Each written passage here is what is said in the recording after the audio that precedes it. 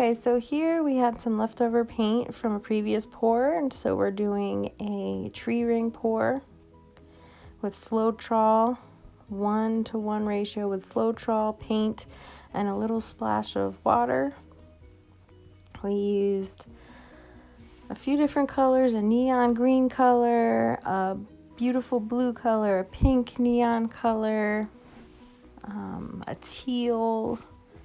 We also had a pearlescent purple and a pearlescent silver. And I sped up the video a little bit so we can make it shorter because the paint kind of takes a while to drip.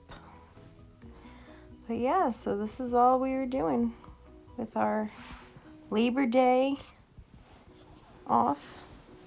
We were having fun with some paint. So why don't you guys give it a try? Show us what you did.